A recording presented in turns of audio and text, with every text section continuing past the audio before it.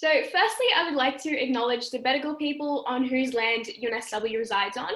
I pay my respects to elders past, present and emerging, and pay my respects to any Aboriginal or Torres Strait Islander people watching along with us.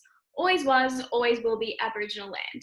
Secondly, I just wanted to let you know that my preferred pronouns are they and them. And if you comment, we'd love for you to add your preferred pronouns to the comments as well. So I'm Janvi and I'm the Wellness Coordinator here at ARC this year. Welcome to Stress Less Week. Stress Less Week is an event run by ARC Wellness in week 8 of every term. And we recognise that the latter end of the term can be really stressful, especially with assessments piling up and exams rolling around. It's certainly not gotten any less stressful with the situation around us. So for the first time ever, we've brought Stress Less Week completely online, so make sure you check out the Stress Less Week online Facebook event for more information on how to stress less, get active, eat well, and have some fun at home. We know that there's a lot of uncertainty around COVID-19 at the moment and what that means for us as a community, as well as us as students. A lot of people are doing it tough, and you might be feeling overwhelmed, anxious, or frustrated. So we wanted to check in with you and welcome you to Tea and Talk. Tea and Talk is a chance for us to chat to you and to guests in the know about the tough stuff, to spill the tea on the hype around wellness. We'll be answering your questions about what's going on up top or with a cup of tea in hand. And I'm joined here today by 3 very special guests, and I'd love for them to go ahead and introduce themselves with their who they are, what they do, their preferred pronouns, and what's in their mug today. I'll start with Sue. Hi, I am Sue Morris. My preferred pronouns are she, her. I'm a lecturer in the School of Psychology. A lot of my work is around student wellbeing. In my mug today, I'm not a tea drinker, I'll confess, but I'm drinking a coffee that I got in Japan last year because I figure right now is about acting locally but thinking globally. So it's a reminder to me that the world is much within these 4 walls. Thanks, Janvi. Yeah, that's lovely. How about you, Laura? Hi, my name is Laura Campo and I'm a clinical psychologist and I work at Counselling and Psychological Services, or CAPS. My preferred pronouns are she and her. Today in my mug, I've got something called Bengal spice and a little bit of Manuka honey. I don't know if anyone knows that, but I wish that you could smell it from here. It's a little bit like a chai tea. It's very spicy and fragrant and tastes delicious. Yeah, that's lovely. We're really excited to have you, Laura. And how about you, Faiza? Hi, so I'm Faiza. I am studying economics and psychology. I'm also the volunteers and training officer for Student Minds, and that's how I'm joining today. So, like, if you look at my shirt. And my pronouns are she and her. I've got green tea in my cup. Lovely. So excited to have all of you on today. I think we just want to start by talking a little bit about procrastination. It's something that a lot of uni students are really, really familiar with. I know I'm really familiar with it myself, and I could definitely do without it. Kind of, what's your go-to for procrastination? What do you do when you're procrastinating? And what's something that you try and avoid procrastinating about? And we'll go to Faiza for that one. So I go on YouTube or Instagram to procrastinate. There's like so many videos on YouTube and they're so interesting and they keep coming, so it just doesn't stop. But to get out of it or like to not procrastinate, I make a schedule and a timetable, write everything down. But if I am actually procrastinating, to get out of that cycle, I just leave the place that I'm sitting on, do something active, and then it will get my energy levels up, and then I'll go back to studying or whatever I needed to do. Yeah, absolutely. I think we can all relate, especially with social media always right in front of us, and it's really easy to get distracted. But I remember when I was back in high school, something that I used to procrastinate with was I would just go to the kitchen and eat a lot. I would snack, which sounds a little bit odd, but I would just hate sitting at my desk for long periods of time. So I'd just get up and start walking, and I'd always make my way to the kitchen, and I would never actually pick up anything to eat. It was just the process of like looking at what's in my fridge and analyzing that, because that was so much more interesting than what I had to do. But I found something that helped me with procrastination personally was just making sure that I was actually setting breaks and telling myself what time I would study until and then what time my break would be. And so I would have no reason to get up and go roam around my house when I knew that in 20 minutes I had scheduled myself a break anyway. So why do we procrastinate, Sue, and how does low motivation play into that?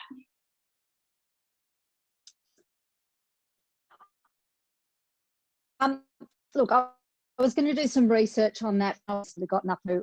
You know, I mean, and that's the point. It's so easy for all of us to procrastinate, and it gets in the way of what we're doing. And one of the reasons is that our brain actually hijacks us in terms of wanting small rewards in the short term, rather than holding out for longer term rewards, like achieving a goal, like getting an assignment done.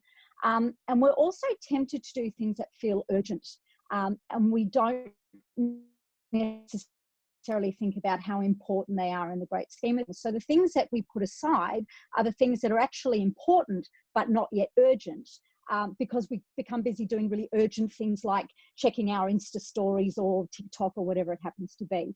And the other main thing that can hijack our ability to get things done is if we emotionally reason. So we let our emotions dictate our behavior, whether it's I just don't feel like it, or maybe I'm fearful that I can't get it done, or overwhelmed by how much I have to do, or just bored. Sometimes it's perfectionism. I hear this a lot from my students.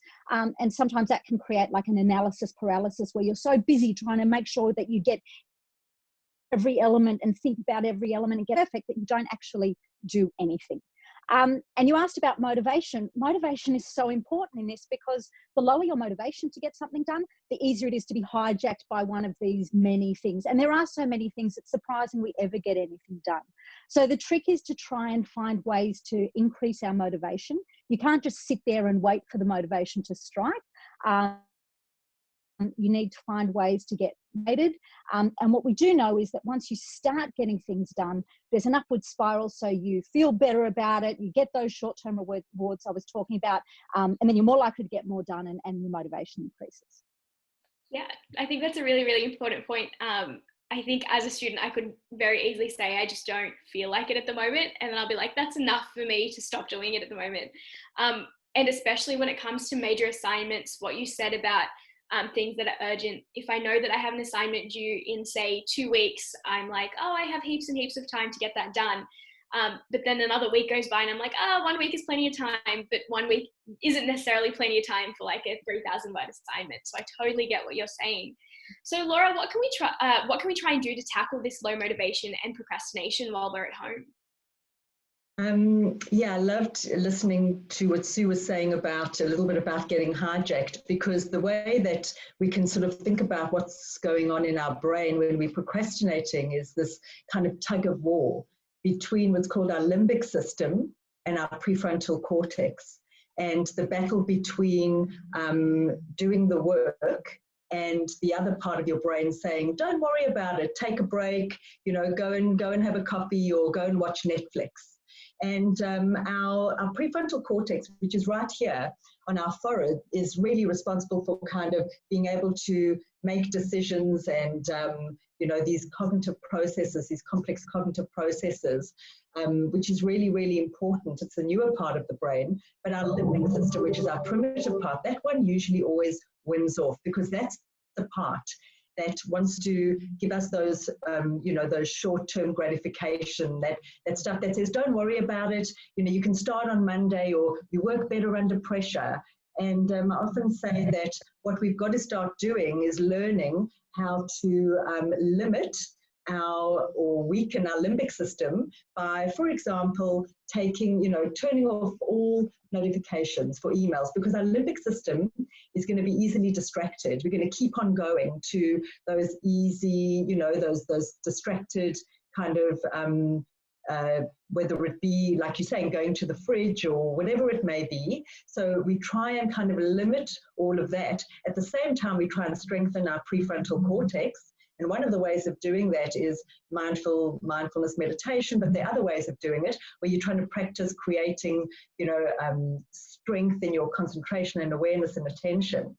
And I often say to students, the one really important thing is students think that they've got reasons to procrastinate, like I work better under pressure, or, you know, I'll start on Monday. And I usually say to students, be honest with yourself. That's not a reason, that's an excuse. And your excuses are not going to write your essay. So rather start now. The other thing about procrastination, which I find fascinating, is people will get the work done, albeit it might not be the best quality, but they will still get the work done. But when they procrastinate, it's with all that shame and guilt and worry and frustration. So rather get the work done early. You know, the good thing about procrastination, it's a habit. It's a really not a great habit, but most of us do it. It's really more problematic procrastination that's more the problem. But the good thing is that you can break the cycle. You can break into unhelpful thinking and unhelpful, you know, the feelings of frustration, and you can start trying to do things differently. So there is a lot of hope, and students need to be compassionate to themselves. It's not easy to change a behavior, but start thinking about it, having awareness, and thinking about ways that you can kind of disrupt the cycle. Yeah, absolutely. And I think you touched on a couple of answers that I was expecting for the next question that I was going to ask you, which is dealing with these things, with these consistent impeding deadlines can be very overwhelming. And at the moment we're in Stress Less Week and we're talking a lot about stress. Do you have any tips for managing your daily needs when you're not in the best headspace, when you are feeling quite overwhelmed and stressed? And can mindfulness help with this? Yeah, look, I suppose what we know is that stress is unavoidable. And, you know, a student's life has got a lot of stressful components to it.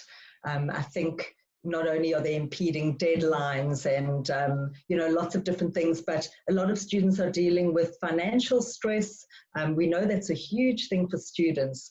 And at the moment, with everything going on, there's the compounded stress of uncertainty of how things are going to go for them. And a lot of students are talking about, you know, not knowing whether to enroll in T2. I think there's a lot of things going on. So we know that that is going to be a part of our lives.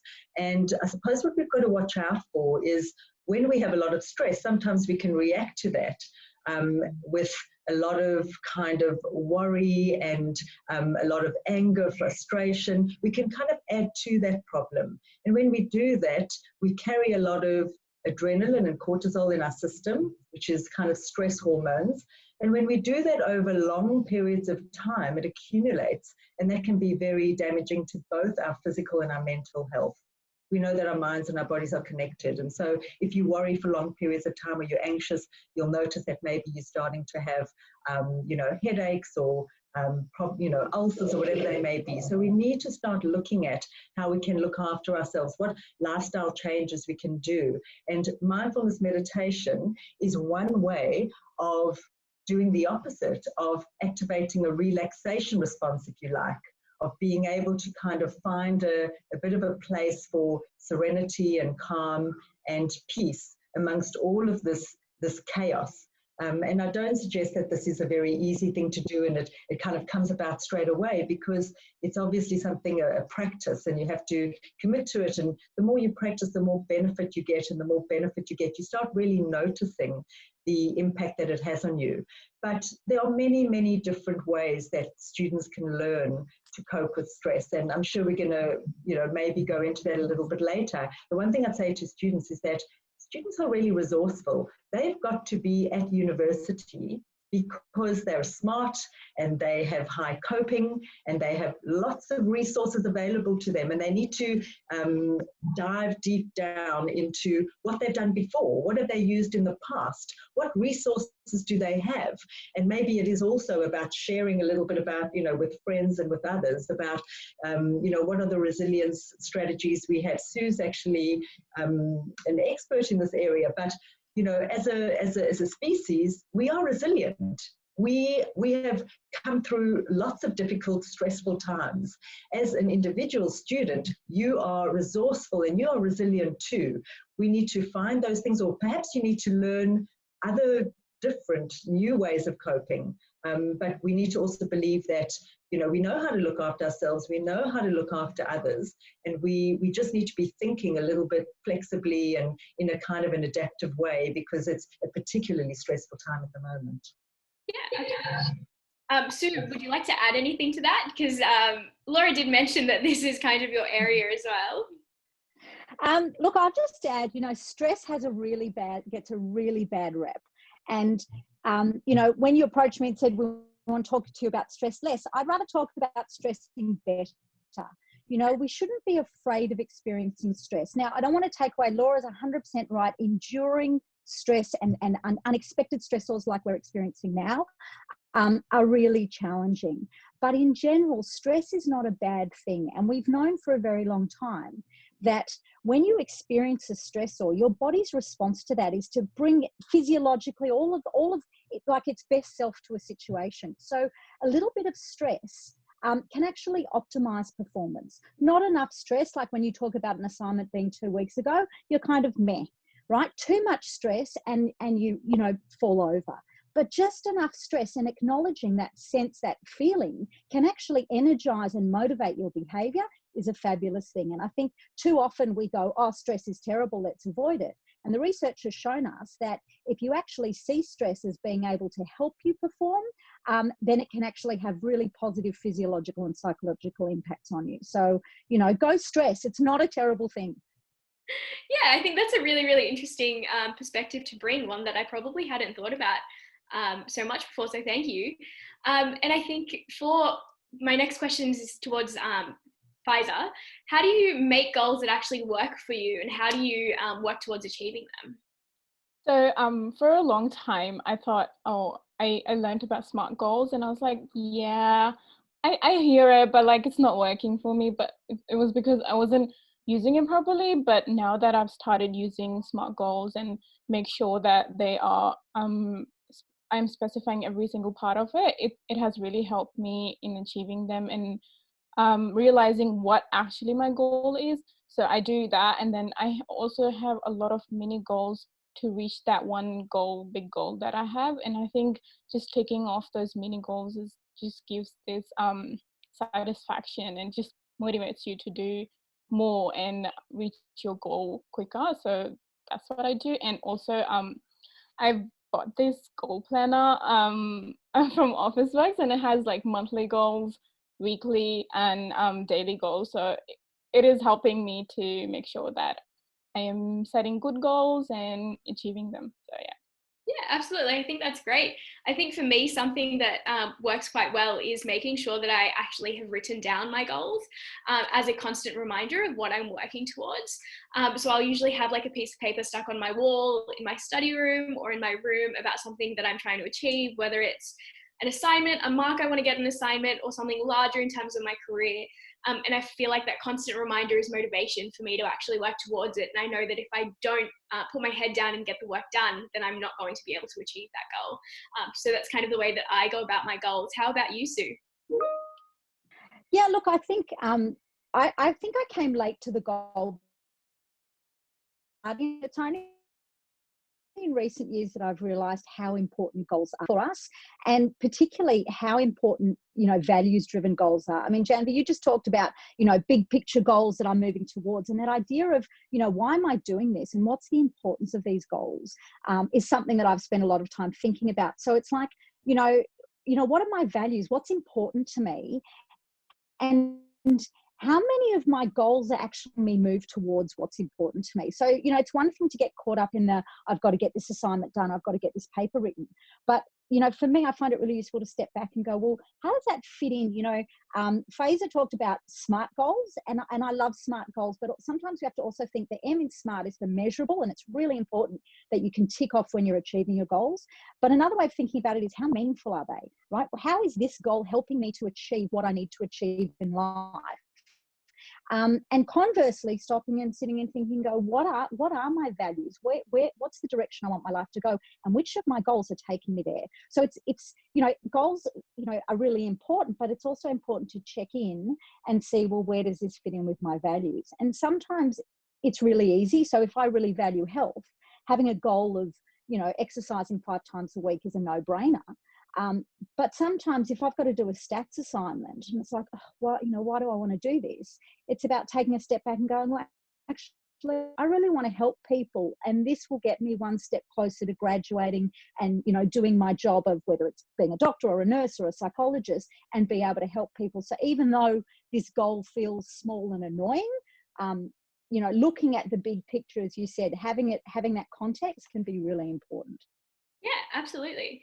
And when you're working towards these goals at home, Sue, whether it's about study or work or your personal life, how do we make sure we maintain a balance between those different aspects of our lives? Oh, balance is such a hard thing, and especially for university students. And, I often in my course, I ask students to write down what are the 10 goals they're working on. And so often they're just academic type goals. And the way I like to think about balance, and I don't want to get too theoretical, but there's a theory that I really like, which is called self-determination theory. And it basically talks about the fact that we're driven by 3 types of needs, right? We have a need for relatedness, so being connected to people. We have a need for competence, that is getting stuff done. And we have a need for autonomy, that is doing things for ourselves, for our own sake. Now, university is largely about competence, right? Being good, becoming good at stuff. And so often we forget these other 2 needs that are just as important. We need a balance of those 3. So,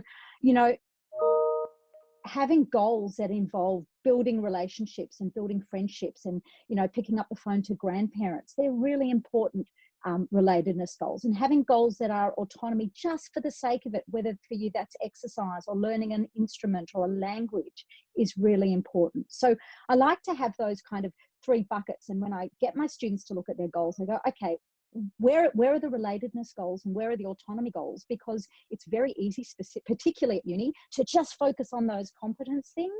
And I give them homework to go and meet a friend obviously you can't meet a friend for coffee now, but have a goal where at least twice a week you're going for a walk with someone at 2-meter distance, and or having a Zoom drink with someone, because those goals are just as important for our well-being as competence goals, and that's something we really need to remind ourselves of. Yeah, I think that's a really, really interesting point, and I've never heard it so explicitly, but I think that that's something I only realized a few years into uni. I think it took me quite a while to get there, and I think I kind of went through my first and second year of uni thinking that academics were kind of my absolute priority, and it was what absolutely came above all else. And it took me quite a while to get to where I am now, to realize that I need just as much of everything else in my life. But it's really interesting to hear the theory behind that as well. So Faiza, how do you keep balance in your life? And do you have any tips or tricks that you use to keep yourself in check? Yep. So I try to keep myself in balance. Sometimes I don't do so well in that, but I try to make sure that in my day there's some sort of exercise, even if it's just having a walk. Do something that's productive, so I know at the end of the day that I did something that would take me whatever it is, if it's academic or just something else that I needed to work on, and also have one fun thing to do, because I think a lot of times when we're looking at our work or study, we forget that we kind of push that part away and not do anything fun in there. So I think putting that in my day and having at least one thing at the end of the day that I did that was just for fun and nothing or relaxing. And also I feel like meditation helps me a lot to keep myself in balance and be more self-aware, I guess, in a sense that I can see what my body needs at that time, and if it's just like, oh, too much work, then I'll go and get a break. So yeah, that's how I keep myself in balance. Yeah, and in addition to that, I think something that I found is I really did have do quite well with balance back when uni was still on campus, and now that campus is closed, I really struggled to find that balance in a different situation. And something that I found, I really had to think about what it is or how it is that my life has changed since being at home more. And it was mostly the fact that I got a lot of my social interaction from being on uni physically, because I was a student, or I am a student, and I'm also working at ARC, which means that I deal with a lot of volunteers on a daily basis. And so within my week, I would see 50 different faces at least and have a conversation with all those 50 people. And then coming home, I don't get that interaction anymore. So I think it took me a few weeks to figure out that I need that social interaction on a daily basis, and making sure that I'm calling a friend at least once a day is really, really important to me. And even organizing over Zoom a little games night that I had a few days ago, which was really, really fun, and making sure that I'm still keeping up all those forms of interaction, whether it's one-on-one or it's in a group setting and things like that, I think is really, really important too. So continuing on with the idea of balance, Laura, why should students be keeping a good balance in terms of their sleep schedule? And why should they have a sleep schedule at all? How does routine play into it? And are bad sleep habits, how bad are they really? Yeah, I think you made some really good points about kind of a lot of the time now with all the changes, our structure's kind of gone out the window, and it can happen with our sleep as well. But, you know, we sleep about a third of our lives. It's kind of crazy when you think about it, but we know that it's really important for our health and our mood. You know what it feels like when you've had a particularly bad night's sleep and you wake up and you feel kind of that cotton wool feel in your head, and you're just not functioning as best you can. There's really been a lot of studies showing that there's a lot actually going on in our brain when we sleep. The one thing for students that's really important is that when we're sleeping, we actually consolidate memory. And so when you're learning really effectively in the day and you have a poor night's sleep, you're not going to perform as well as you would. And they actually show about students perform about 30% better if they're sleeping really well at night. There are other things going on in the brain. You know, when you're sleeping, your brain actually gets cleaned, and there's toxins that build up throughout the day that get cleaned out at nighttime.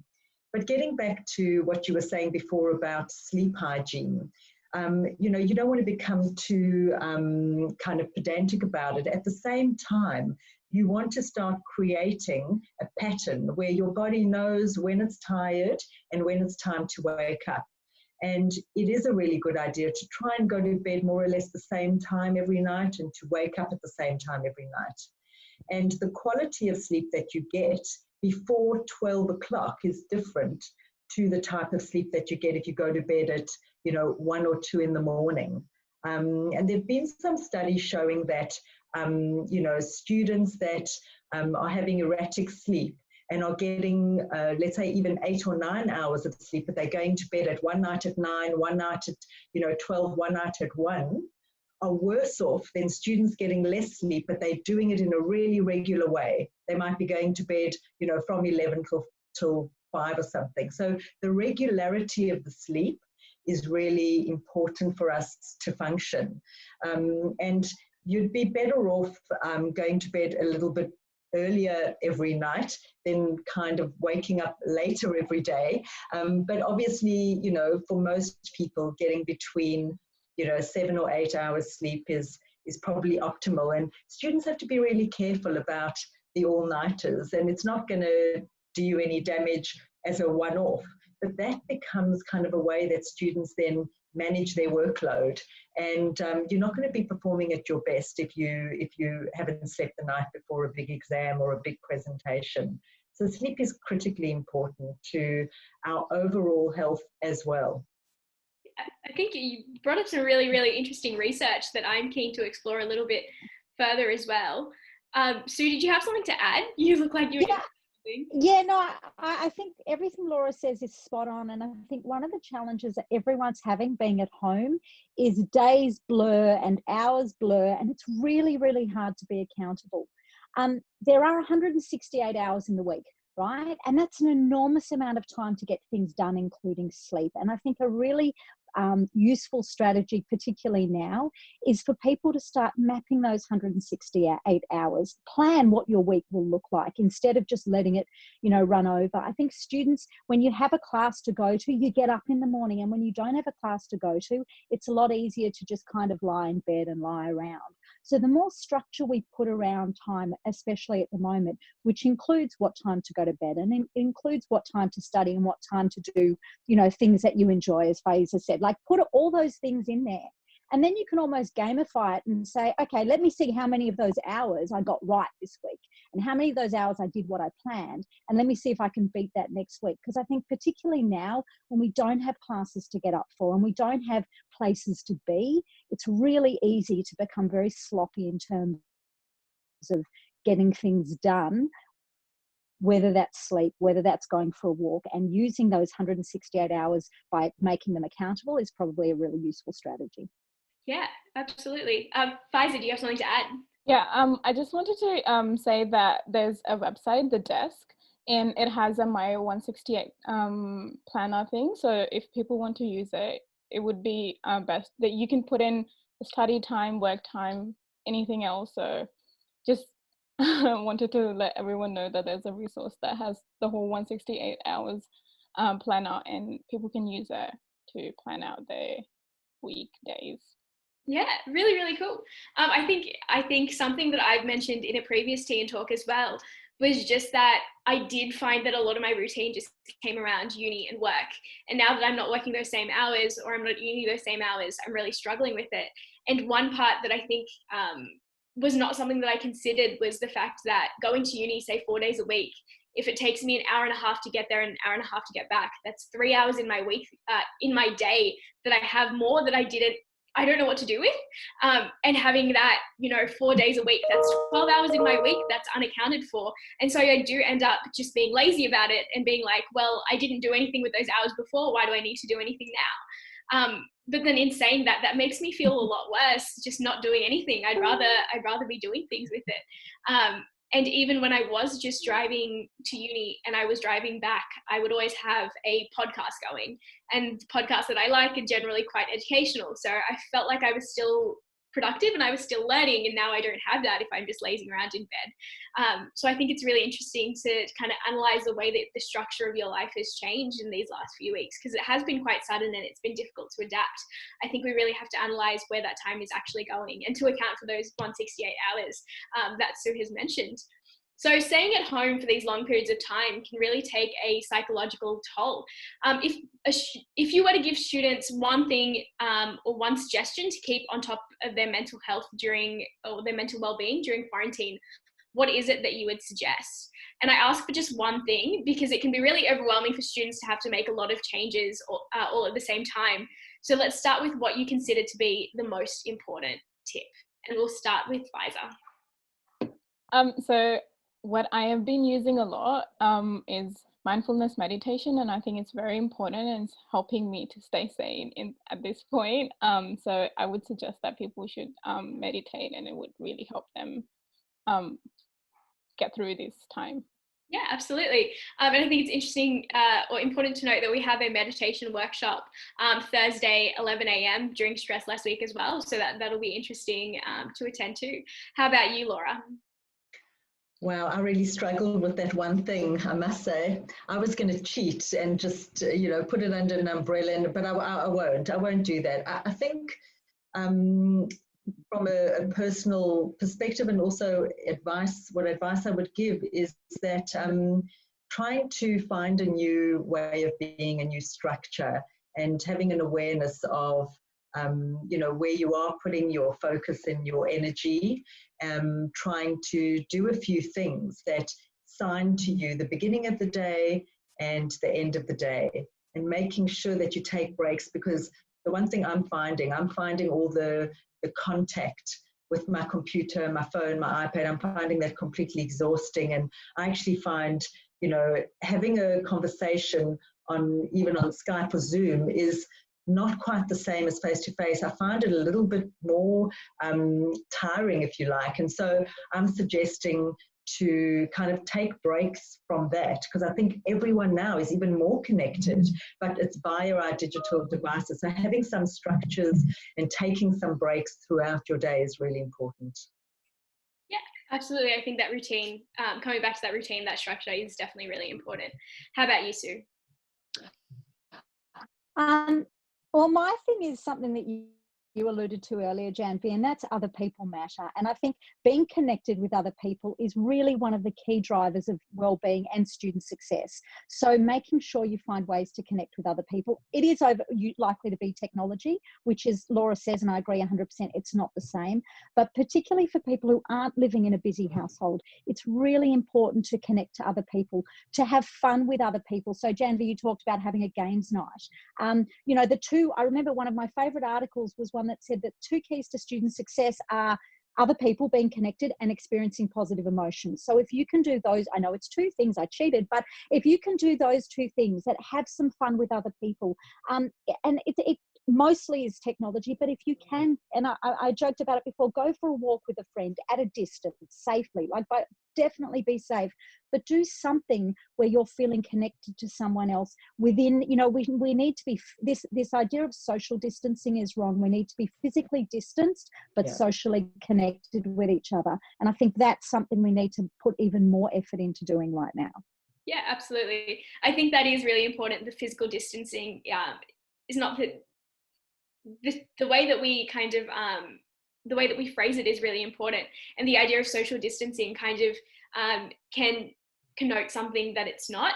And I know that the UNSW email updates about the COVID-19 situation are using the term physical distancing instead of social distancing, which I think is really, really great.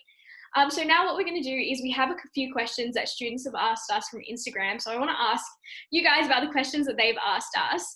So starting with Laura, is there any advice you can give us for coping in these times specifically?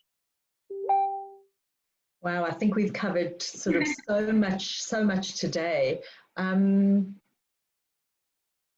think the one thing I'd say is, we need to also watch some of our thinking, because I've noticed that a lot of people feel very frustrated. Some people feel that, for example, exercise is really important, and they've always done that in the gym or something, and now they're feeling like, I can't exercise, this is really awful for me, or, university is not what I thought it was, online classes aren't the same. And I think what we really have to watch for is getting really hooked in that way of thinking. And if we can try and unhook from that and try and think a little bit about what is another way that we can think about this, how can we think differently so that we can start feeling a little bit differently about this? Because they're right in saying that, everything's changed. The way that we are learning, the way that we are connecting, and we have to start thinking a little bit differently about this so that we don't end up feeling frustration and anger and resentment about it. We can start feeling something else. We can start feeling that this is something different, and we can do something about this. And there are other ways of exercising, for example, and it may be that, you're going for a walk by yourself, or as Sue said, you're meeting up with a friend.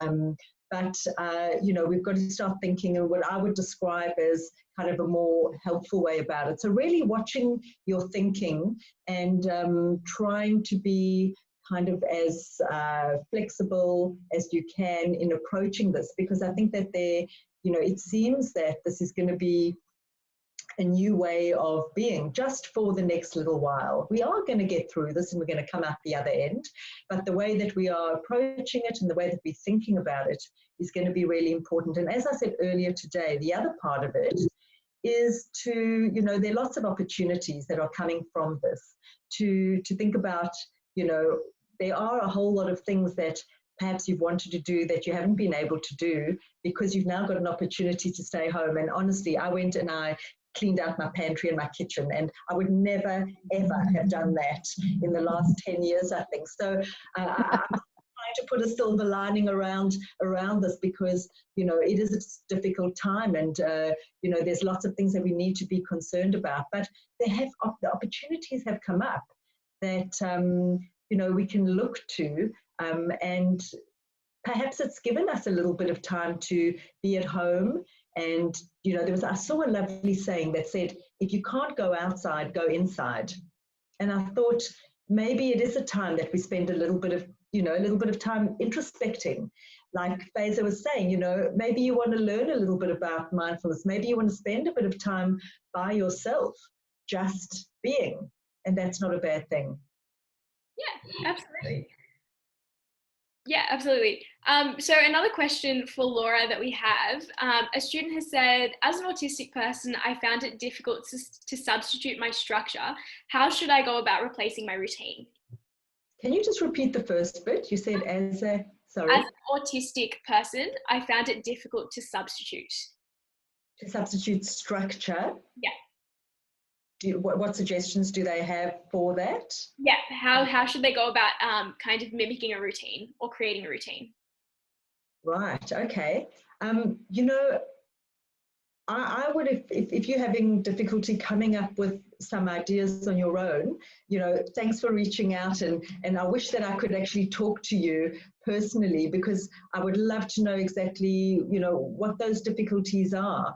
And perhaps what it means is kind of calling in a brains trust, and that may be, you know, family or friends or whatever, having a brainstorm. And that's exactly what I've been doing. Every single person I come encounter, I'm sort of saying to them, what are you doing, and what are your ideas, and you know, what are some good, you know, apps to use for exercising, or whatever it may be. So asking people around you, it may just be friends and family, for suggestions. If you're really having any other difficulties, there are other resources on campus, and you know, CAPS is open at the moment. We're doing a lot of telehealth. You can contact us, you know, via our phone, and see whether you can check in with that.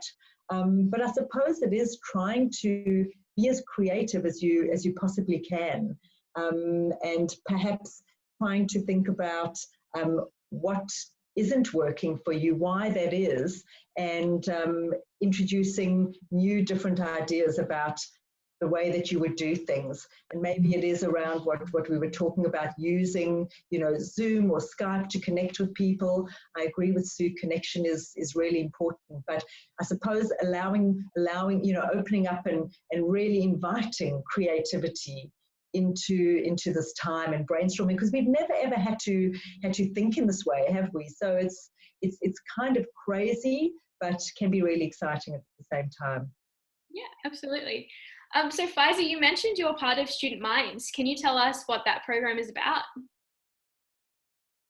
Student Minds help bring mental health awareness to students, and it's a student body made for the students. It helps with dealing the stigma around mental health and giving well-being resources to students. And we have a lot of events throughout the year with different themes like sleep or just well-being stuff. And yeah, I don't know what else to say. We also, at the moment, because everything is online, we have moved our stuff to Instagram. And for Stressless Week, we are doing Wheel of Wellbeing. So it's about like mind, body, people, connections, place. So check out our Instagram. Yeah, absolutely. And Sue, you mentioned that you're a lecturer at UNSW as well. Do you have any tips on how students can stay on top of their studies at the moment? And what are some good ways to like reach out to our lecturers should we need to? That's a great question. And I have to say, I think right now is as difficult. I mean, I happen to live with 2 university students as well. They're my kids, and it's really interesting to see firsthand what the online learning experience looks like for students. I realise it is so challenging. It is not one size fits all. As the student who wrote in, you know, saying that they live with autism, where if you have any kind of disability, if you have ADHD or dyslexia or depression or anxiety, there are so many challenges that just make this situation worse. So all I can say for students is, all you can do right now is your best, and you have to believe that we are all doing our best, but do reach out to lecturers, because, you know, we make a lot of assumptions about the student experience at the best of times. Right now, you know, when you're in a classroom as a lecturer and you're teaching, you get feedback as to how students are feeling. When you're delivering something down a computer or through Moodle, it's really, really hard to know. You know, some students want you to turn up and do something at the time that their class was scheduled, others don't. So I would encourage students to let your lecturers know how you're feeling. I've put up a, you know, like a discussion forum on all of my courses. I keep connecting with my students, and I encourage you, if something's not working for you, speak to your lecturer. Put in special consideration if stuff is, you know, if stuff is not working, if stuff is going wrong. We need, as lecturers, to help you guys to get through this as best we can, but sometimes we can't even imagine what that experience is like for students unless you tell us.